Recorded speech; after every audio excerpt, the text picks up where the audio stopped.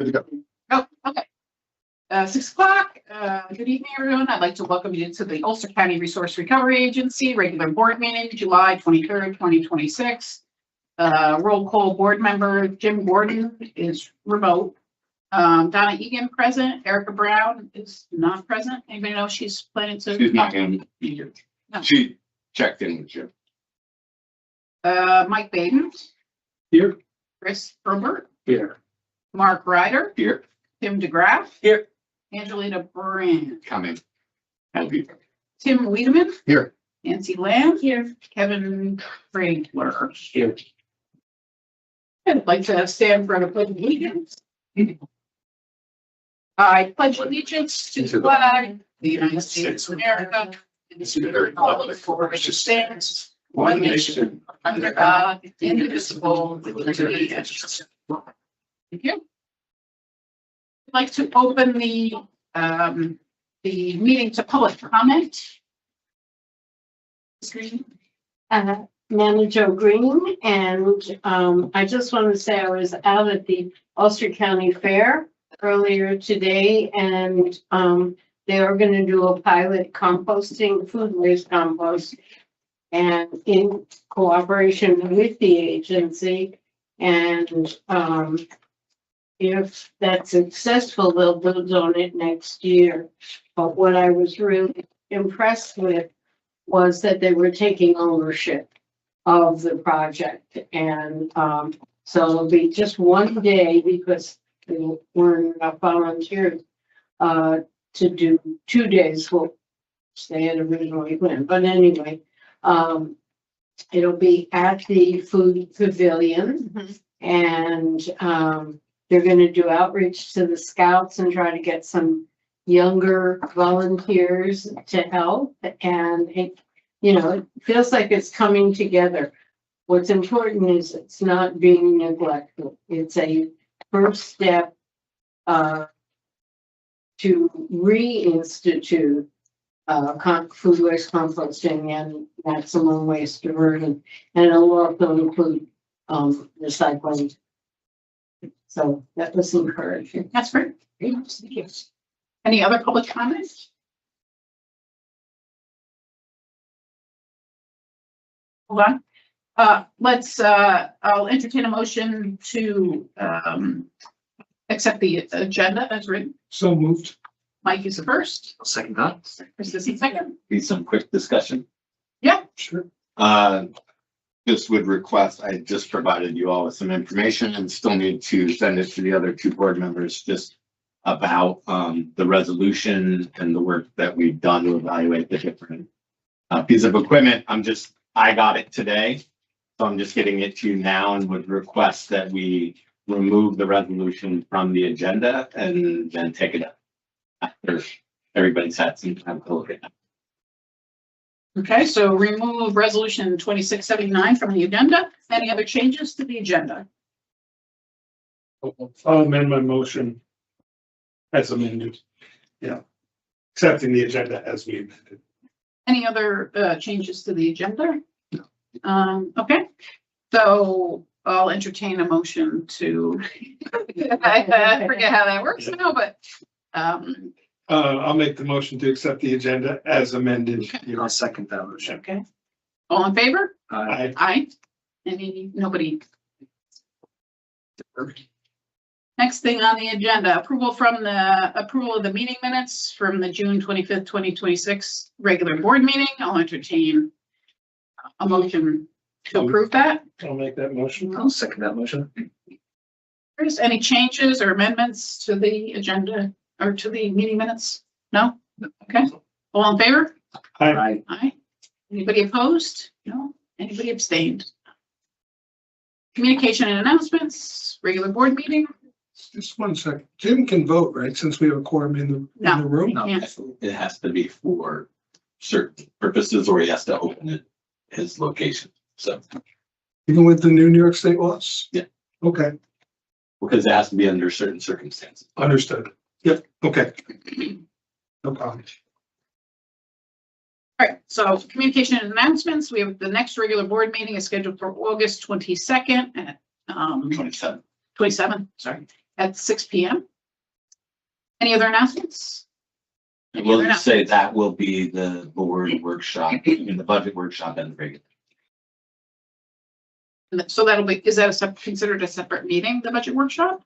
In the past, like Tim, last year we did the budget workshop. at Was it 5. just Friday, I think, wasn't it? Both ways. I think it was, last year was just part of the regular meeting. It was just an agenda item, wasn't it? It was at the time of Ulster, it was difficult to be here. But I think there was a budget workshop, I think it was a separate, but It could be either way. it could be, Doesn't have to be. It could be an agenda item on the agenda. I think oftentimes. it's not, is it a public hearing? It's not a public hearing, right? No, we set the public hearing on that day. Part of the reason I say that is if it's gonna be a 5 o'clock meeting, I may have trouble. Yeah. Fives.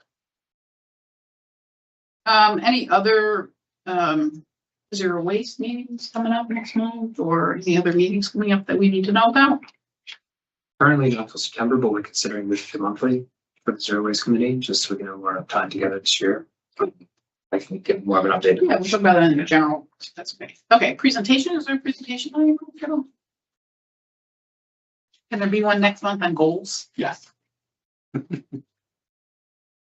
Okay, general reports, committee and official reports by board members. So zero waste. So yeah, zero waste committee met a couple weeks ago with the broader committee that we had instituted. I think it was a very productive meeting. We didn't have enough time to get sort of through it all, but I think we ended up creating alignment on, I think, what we want to achieve, which is supporting the agency with a set of recommended initiatives to help achieve our goals of waste diversion. So as I said, we had originally thought of meeting every 2 months, but given the focus and some feedback from various members of the committee, we're probably going to move to a monthly cadence with on the same meeting date per month. So I can communicate that to everyone, but that's what we're thinking of doing to make sure that we have enough time to meet and have robust discussion on the topics that we want to recommend. So that's, I think, Yeah, how many committee members do you currently have? we've got our committee of 9 right now. 4 committee members, a member from the county legislature, and a member from the Town Supervisors Association. So But any member of the public can go. absolutely, yeah. Right, so we would We encourage that. encourage that, Yeah. appreciate that. Public is disabled. Finance. Yeah, Want to give a finance update? sure. Finance committee met earlier today before this meeting. We discussed with excuse me, Tim, our financial policy, and he shared it with us. The members of the committee are going to look at it and see if there's any recommendations for changes that we would take up at our organizational meeting next year. We also discussed methods of investment and what our options are. So I mentioned some high interest cash accounts that are available from some of the local banks. Tim's going to look into that, as well as looking into potentially CDs or anything that won't tie up the funds for long periods of time, to be able to generate revenue with our own savings. I feel like we just changed banks recently, Tim, didn't we? We got this guy, it was before Mark got here, I think it was 2023. But we went from what point, It was like a 0.05, 0.1 to 4. and then, but we're We're at now with 2.2%. 2.3%, right? Any other committee reports? Any other committee meetings? Do you want to do anything on the Beyond Waste? I mean, I put it in my executive report and you can go on. I can, yeah, that's pretty good. So nothing further there. Recycling program update. Thank you. In the month of June, the recycling outreach team led 12 workshops, hosted 2 facility tours, and participated in 1 event in partnership with the Ulster County Office for the Aging, the All Public Library, Shandaken Conservation Advisory Council, Putnam County Health Department, and the Edison Elementary School. The team also conducted some consultation services about festival waste sustainability, working with the Rosendale Street Festival and the Friends of the Woodstock Library. With 15 outreach programs in the month of June, collectively, those programs reached 84 adults and 190 children through 38 hours of direct education in the month of June. And that number does not include our June HHW event, which was very successful and saw 285 participants. I'd just like to note that registration is now open for our next event, which is scheduled for Saturday, August 22nd in New Paltz. The program that I would like to take a moment to highlight for the board is the Master Composter, Master Recycler Volunteer Training and Certification Program, or MCR for short. We just concluded our 4th cohort of this training for new volunteers joining our recycling outreach team. So my staff have been very focused on that in the month of June. While some board members might be familiar with the MCR program, I wanted to take the opportunity to just zoom out and give a quick overview of it. So the Master Composter, Master Recycler program was very much inspired by the successful Master Gardener program that's administered by Cornell Cooperative Extension Associations across the state. Essentially, community members receive professional training and then give back in the form of volunteer service hours on the topics that they're trained about. There's a really small handful of Master Composter programs happening statewide. There's a few that are really well established in New York City and then in Tompkins County, but the Master Composter and the Recycler piece is pretty unique. Our volunteer program began in 2023 and has run every summer since then, usually in June or July. Participants receive 25 hours of this professional development training at no cost to them, and then are asked to give back 25 service hours each year, contributing to our recycling outreach team efforts in really specific ways. In a recent board meeting, it was suggested that the 25 hours per year was a really high number, but I actually wanted to share a reference, again, compared to the Master Gardener program. That training requires 100 hours of volunteer service, and participants pay a $250 payment for their training. I've also received some feedback from our participants who are also Master Gardeners that service hour number is pretty low and that they would be willing to do more. But our program and our training is broken up over 10 classes. Each class is 2.5 hours long. The schedule of the class topics can be referenced on our website, but just as an overview, broadly, the class covers the waste climate connection, UCRRA facilities and services. There's an intro to local and state recycling and waste reduction laws, local recycling programs, best practices, obviously composting, compost science, soil health, community scale composting systems, local reuse and repair, and a leadership seminar about environmental education. So it is a very broad brush over that 25 hours of training. I've also gotten feedback from some of the participants that they would sit for longer training. There are more classes, but I think that's a good tempo for us right now. The program includes guest speakers, field trips, interactive group work, demonstrations, presentations, videos, journals, a binder of resources, and more. After completing the program, participants then join that growing group of volunteer members who are invited to come along with recycling outreach team staff in various events, projects, and again, in very specific ways. I would say that volunteers benefit the agency in many ways, bringing their passion, their knowledge, and their time to help extend the work that we do. If you're curious, the official volunteer description and volunteer agreement is up on our website under the About Us tab. Just click on volunteer. The past trainings have typically had 8 to 10 participants each year. This year we had 4 residents complete the training program along with my colleague Kevin, who was there to audit the class. And this brings our current volunteer cohort to approximately 21 members.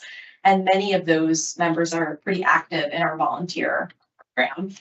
For example, volunteers have contributed 106 service hours so far this year.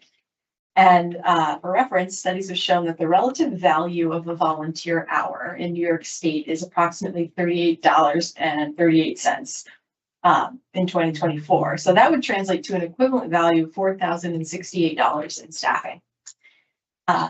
I would say that our volunteers not only benefit from the personal satisfaction that they get by volunteering and helping their community learn about waste sustainability, helping the agency excel at our community engagement goals, but they also enjoy other perks like an MCR exclusive newsletter, social meetups, MCR exclusive field trips like the recent tour of the community compost company in Kerhonkson, which I shared with the board.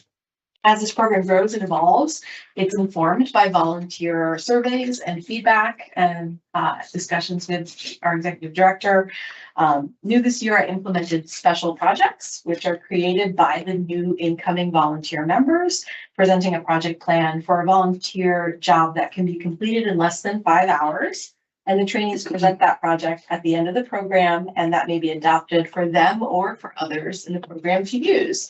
And so over time, this will help us build a dynamic library of different projects that volunteers can sign out and take on. So I'm really excited to grow that program. I wanted to share because we're wrapping up again this year's training, and that's been such a big focus. So if you're not familiar with the MCR program that we offer, I encourage you to learn more by visiting our website and the About Us tab.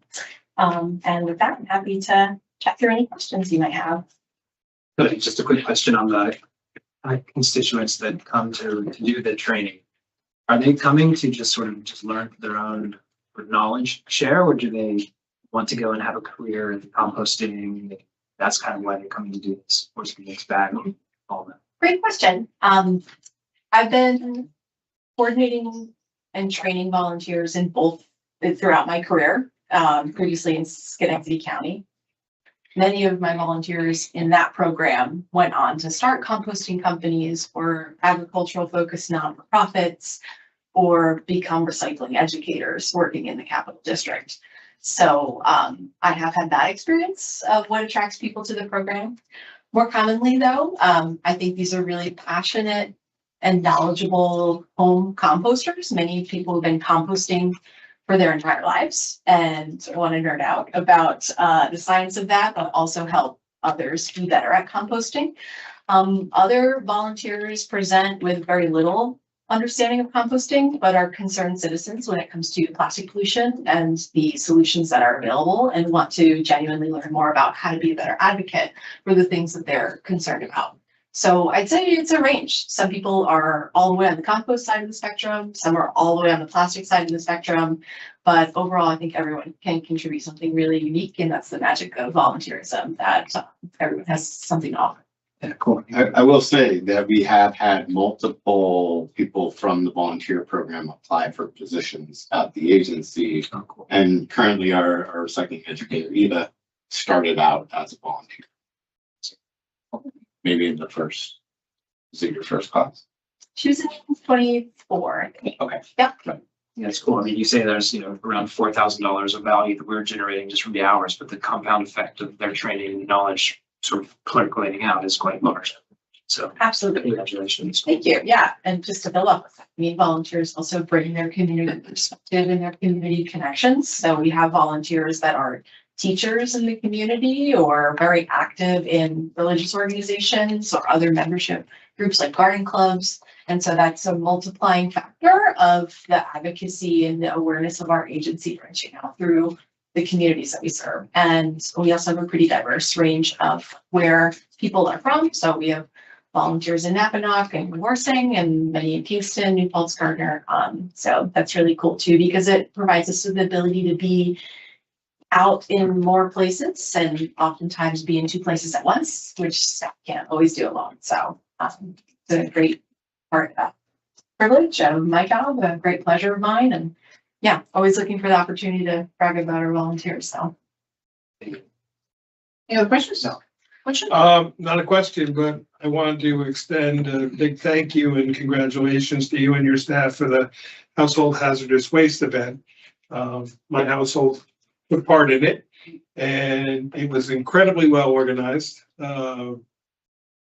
were in and out in a matter of probably less than 5 minutes. Really well organized. I did want to give you some feedback that you may or may not have heard though, because I spoke to a couple other people that I know who used it as well. And when we got back the confirmation, we were confirmed for a specific time, but the ticket that they produced and sent back with the email, they all seem to say 8 AM, or at least a number of everybody that I spoke to, which was 3 other households plus ours, all said 8 AM. And that's probably just potentially a problem with the company that's handling that for you, but just something to maybe see if it can be fixed for future. Because like the one person I know told me, he said, well, I came at 8 AM, even though I wasn't supposed to come till 11. He said you accepted him, but just something to fix for later or to look into. Thank But you I- for feedback. It was a great event. Yeah. Eventbrite this year, which has really streamlined a lot of the administration and the automation behind the 300 reminders and confirmations that go out. So overall, we're really pleased with Eventbrite, but because it's more commonly used for events and concerts that start at a specific time, we are seeing that a lot of those automatic emails show the start time for the event. And you have to click into your ticket to view your specific ticket time that you signed up for. Right. So we're working to emphasize that in reminders and in instructions and pretty much anywhere where you can read anything about how to sign up. But as you're aware, people skim over that, people don't read. And we are trying to work through other ways with Eventbrite to see if they can adopt any specific changes for us. Yes, overall, I think people have a mixed bag with Eventbrite, but it's working really well for us.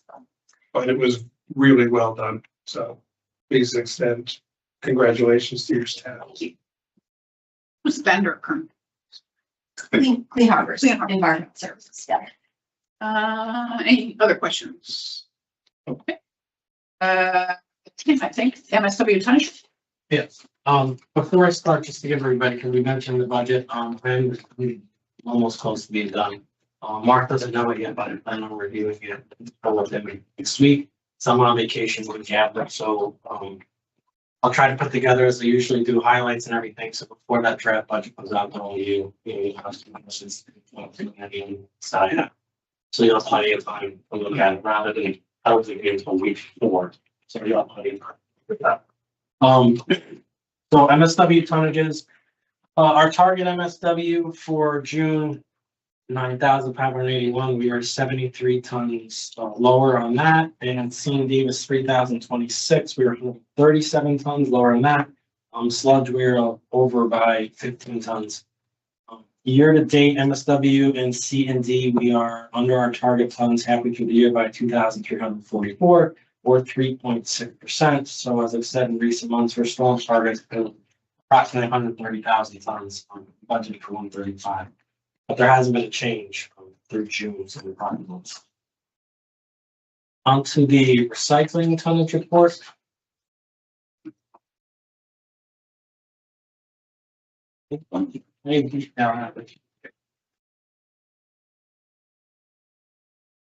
So to concentrate more on the commodities. So halfway through, what I did is these numbers are comparative January through June of this year compared to January to June last year. Our commingle, it's almost identical. We're actually up 1.7 ton. Our glass, we're actually down 33 ton on the glass. Mixed news, the soft mix, we are down 31.55 ton. The hard mix that we get mostly from the city of Kingston, we're actually up 1.07 ton. Cardboard, we are up 48.24 ton. And then the other item I want to mention is our food waste. We're actually down 1,422 or 51.57%. It looks like if we continue on the pace that we're at, we're going to only bring in about 2,300 ton of food waste. So on to our North P&L. I made a small change to this. They're not huge numbers, but I feel like it should be incorporated. Whenever we have a contamination of the load, we charge the gate rate for it. So you'll see on the top line, I added tipping fees and in parentheses contamination. I went back and I did the monthly averages for the previous 3 years. And then I updated, January, February, March, April, and May. You'll see it's all under $1,000, but it is relevant revenue to the MRF. So I have added that now as part of this report. So that was $916 for the month of May. Our sale of recyclables was 31,665, which gave us total revenues of 32,581. Our MRF residual T&D costs were 3,510, so we had net revenues of 29,071. Personnel and operating expenses total for the month was 45,498, which gave us a net loss for the month of 16,427. So our net loss for the year so far is 133,601.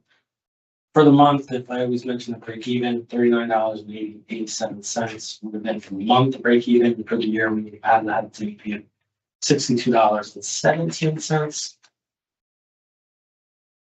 The treasurer's report.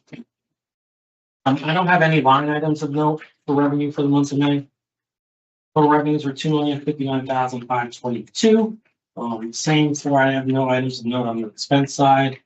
Total expenses for the month was $1,790,254, which gave us net operating revenues of $269,268. We had some capital outlay, which related to MRF glass belt replacement. So this is the parts and the install, $35,644. So we had a surplus on the month of $233,624, which brings our year-to-date surplus to $506,500. Are there any questions on any of these? Mike? Go ahead. Can I just Yeah. point out, so $506,000 surplus sounds great, right? If you looked at our Reuse Innovation Center, we budgeted $520,000 for the year. So half of that is about $260,000. We've also budgeted $895,000 in capital outlay, and we've spent $35,000. So really that surplus without those expenses should be closer to 700,000. But the fact that we have the loss in tonnages, and B, some of the expenses in some areas are higher year-to-date budgeting.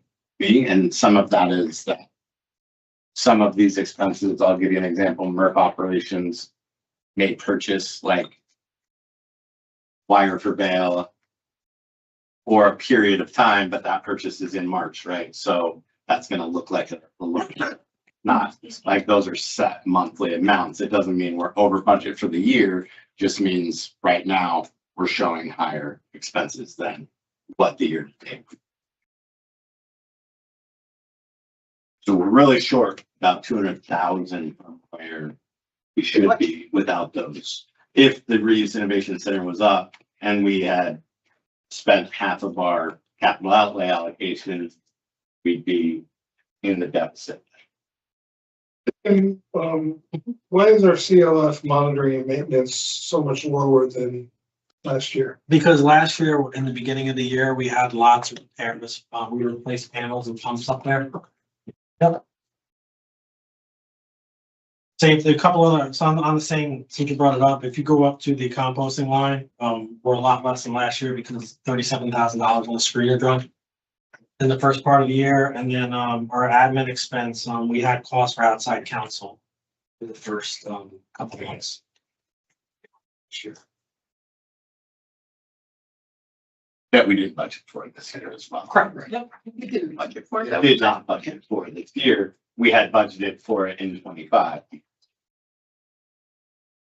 You brought at some point, and you may, that you don't share with us, just the actual spending and actual revenue versus budgeted amount. We could compare. I do have that. I would just have to move the print for a couple spaces. Understood. Yeah. Yeah. Yes. You know, I certainly don't need to see that every month, but it might be nice at like mid-year or something like that, or quarterly, whatever you think would help us, because that, like, Mark's points are really valid, but it doesn't get reflected in this report as easily as it. Sure. So just a thought. I For a lot of these, want to create a lot more pressure for This is there. Just not. That's there. for a lot of these numbers where the expenses are regular monthly, like when you look at our comparison year to date. Right. And then, you know, these are, yeah, but to your point. Yeah, understood. Because I know there's single item expenses that we budget 1 year and then you don't have that expense for Right. 5 more years. Yeah, so understood. Any other questions? Will you be disappointed too if I don't ask any questions as well? No, No. we're on a roll.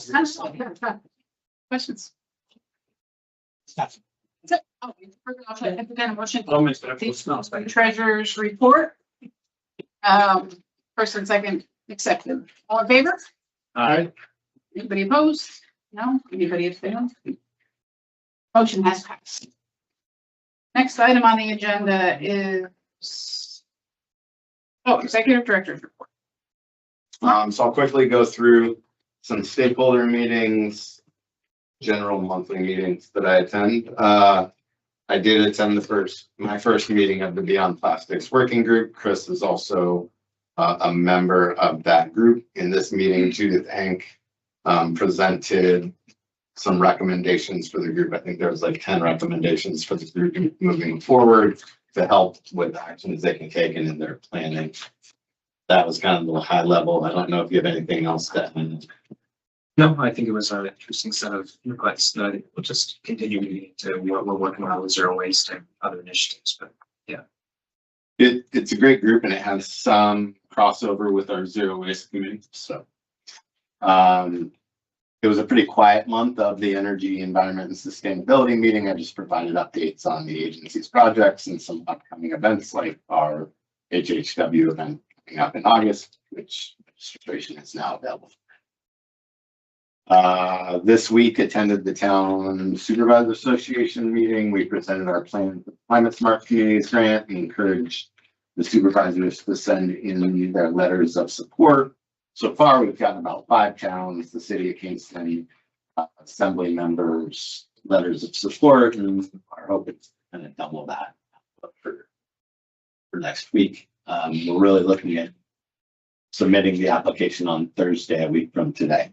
So bulk compost sales will resume on Monday, July 27th at the lower limits of 5 per load and 10 per day. The contractor for the mattress recycling program is scheduled to come in on Friday, August 7th, to provide our staff with contamination training. And we will resume recycling mattresses the following week. Ask a question on that? Yeah. How long have we not been recycling mattresses now? Seems like it's a long time. Yeah, about a month and a half. It was. And part of it was the logistics of them getting the new trailer company here on site. Is it on site now? Yep. So why is it August 7th? I mean, that's like 2 weeks from now. Why can't they come in sooner? Yeah, I mean, it was scheduling between, this is a time where we have a decent amount of some staff on vacation, who would be trained. And so like when we looked at the calendars on when they could come and then when we could have the most staff there to really benefit from their training, August 7th was the release date. So global energy, we kind of talked about this at the special meeting, but since then I have notified the National Laboratory of the Rockies that we are interested in participating in the program. We'll schedule a kickoff meeting in late summer, early fall. That is their delay. That's when they've said that they would kick it off. I've also let Global Energy know of the plan to use the technical assistance and put it forward as kind of opportunity to use this technical assistance as a team, not just the agency, but bring them together in these meetings too, and have it be a better overall project. I've also requested that they resubmit their cost proposal because there's been, they've agreed to the residuals, they've agreed to things via email and verbally. And in multiple emails, I just want everything in writing. And so everything related to the 4 options will be in one cost proposal. Rick, the repower project. So we still don't have a hub. Kevin is working with a few of the towns to establish standalone Tioli sheds this year. In August, we'll present a plan moving forward, but I really think that we have to look at carrying over the expenses, but also figuring out a revenue line, because I think it's not going to work to continue, like Kim just presented that we're about 2,300 tons of C and D shy right now. And that is because there are others transfer stations in the county that are, closer to the 135. So where we don't have flow control, we're losing volume. Some of it is that volume is down overall because building is down. But I think when we started the Reuse Innovation Center program, there was a commitment from the county to provide us with $1 million of support towards that program, because it was something that was began by the county legislature. Now the commitment shifted. It was $1 million towards the match of the Climate Smart Communities grant. Then this year they decided not to apply to the Climate Smart Communities grant with us. And so that match is gone, right? So the commitment that we received from them, I have not heard that they intend on honoring that. You're wrong. And if they do, that's great. That's where that revenue would come from. But you'll notice in the budget, we're going to create an additional revenue line that in order to incur expenses on the Reuse Innovation Center, we need to see revenue. And there's lots of funding mechanisms that could be used. It doesn't have to be county support. It could be other things, and I'll lay that out in August.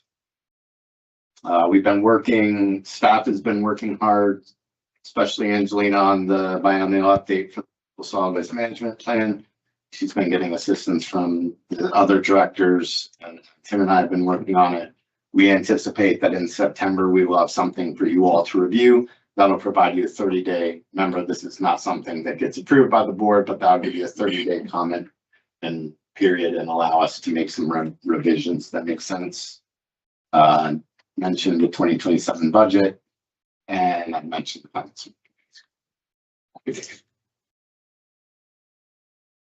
Question on the CUE is not flow controlled in this county, as I recall. Right. And you just mentioned that it's getting lost through other transfer stations in the county.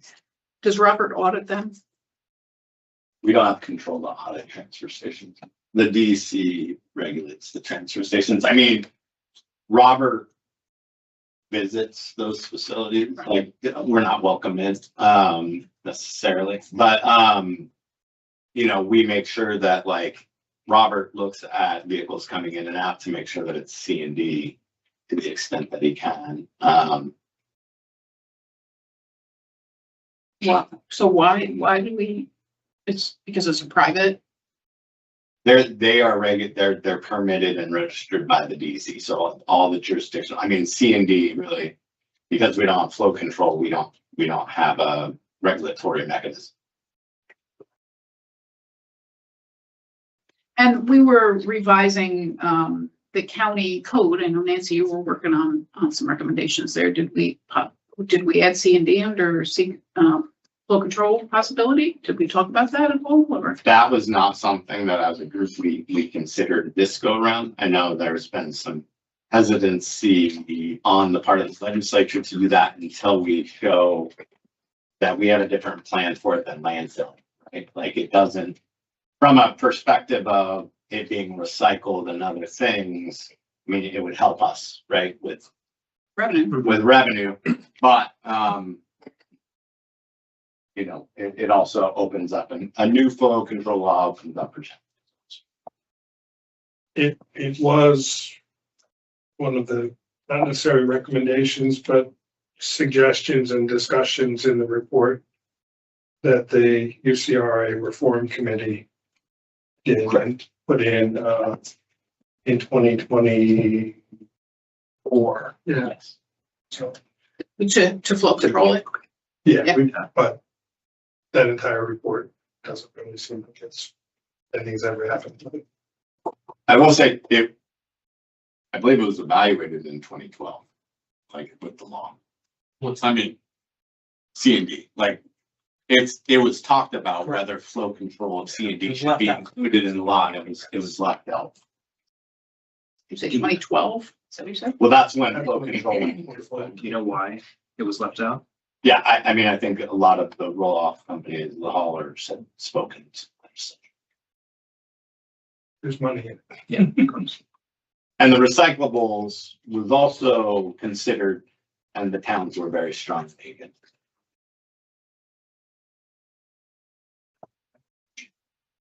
Not that all that can. Yeah. But Yes. So we kind of skipped over because Robert's not here. Bevan called. Bevan. She can try her, but she may not be able to answer.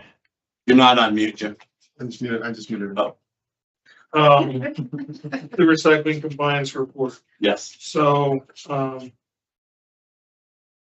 it's great that he's got a couple haulers that are trying to get their people to be compliant with recycling, but on page 2, the second bullet point, where he's talking about being the administrative hearing officer and that he's, documenting these violations. So what would be the next step? Yeah. Citing that, I mean, documenting is great, but Yeah, so we have, coming out of that meeting, we've now established the hearing dates for the rest of the year. September, on the 2nd, it will be the first hearing with the administrative hearing officer. So we have to provide notices 20 days prior to that, but we intend on providing notices well in advance of that. And we're kind of looking at August 1st as a rollout of being reason, you send it out 2 months early, then maybe it's not. Right. Like so reasonable, but sending them out in August for September hearing. Yep, a lot on the docket or? 3 or 4. to start, Mhm. we haven't had any. You gotta start. I mean, yeah, 3 or 4 separate violations, but That's a big start.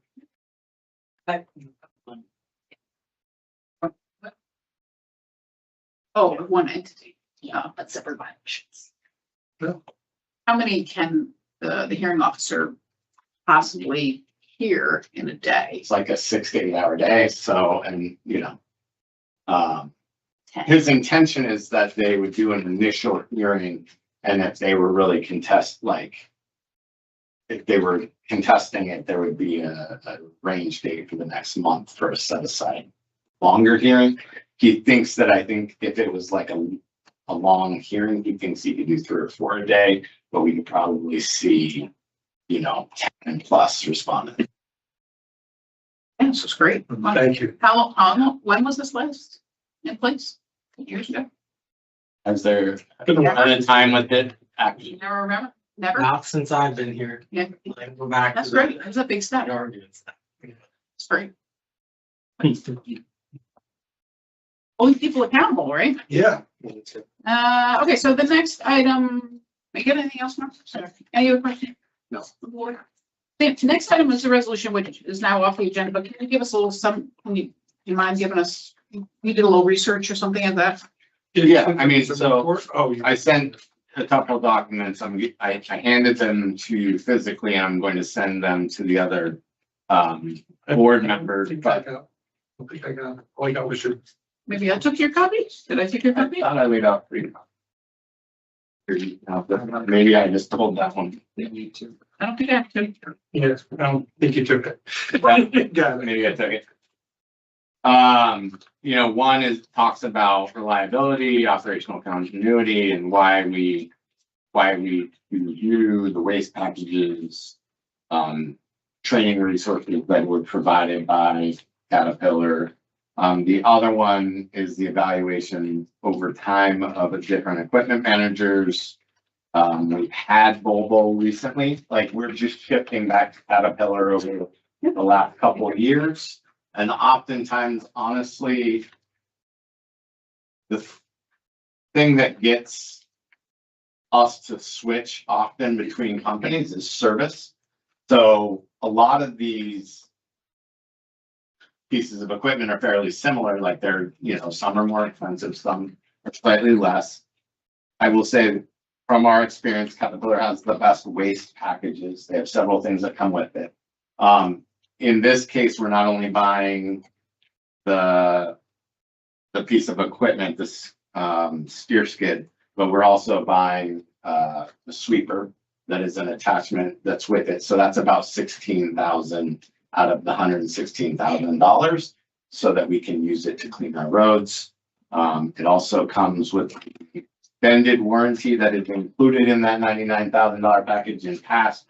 In order to get the extended warranty, we had to spend $10,000 to $15,000, like, on top of the purchase of the equipment. Generally, skid steer should be replaced between 5,000 to 6,000. It's medium equipment. It's not like the larger heavy duty equipment that goes 10,000 plus. This is a Bobcat that we're looking to replace, not a Caterpillar. And it is at 6,500 hours. When I say generally between 5,000 and 6,000 hours, you're talking about all applications. Waste management is one of the worst applications for these pieces. One thing that I don't think is very clear from the resolution, and maybe we'll make more, since we are pulling this, because this skid steer is going to serve the MRF, we will be applying, and it's not a competitive grant, but the MWRR capital grant will provide us 50% state reimbursement on this piece. So that's not, we will, and that's not a competitive grant. That's a grant of grant. I don't know what to call it. It will be a couple years down the road. We're not going to receive it right away. In the finance committee, Tim talked about MWRR capital grant that we applied for in 2020, and we anticipate getting now by the end of this year. They are speeding up on their turnaround time. And so what used to take 4, 5, 6 years is probably down to a 3-year plus period-ish, 3 or 4. Okay, yeah, I don't think it's too bad. We don't know because we haven't counted an actual number yet. But I would say that's probably a pretty good estimate in comparison to where we've been the last 5 years. So that is half of that 116,000 will come. Did you pull the resolution because there's only 3 of us here, and that's that why? Because I'm seeing it, the documentation you just provided backs up what the resolution was asking. Yeah, it does. But I mean, I am just providing you this now. I wanted to give you an opportunity to actually read through this if there were questions. If we wait a month, it's not going to hurt us in operations. I talked to Charlie, and it's not going to hurt us. Okay. But I would agree, just having knowledge with a lot of always statements here about why one manufacturer is better than the other. It all looks very subjective. And there's no reference to anything, it's just somebody's opinion. But right, but It's our it doesn't really experience. seem like it's bringing any factual information. Oh, okay. Take a look. Some of it has specifically to do with the agencies. Any old business, unfinished business, nothing listed, any new business, nothing listed. Executive session. So. Any executive session? Nope. Entertain a motion for adjournment. I'll second it. Okay. All in favor? Against? Anybody abstaining? Okay. Thank you all. Thank you. Next month will be a busy month. I'm here, Tim. Thank you, everybody. Good night now. Appreciate it. Good night. Thanks, Jim. It's been full too. Goals.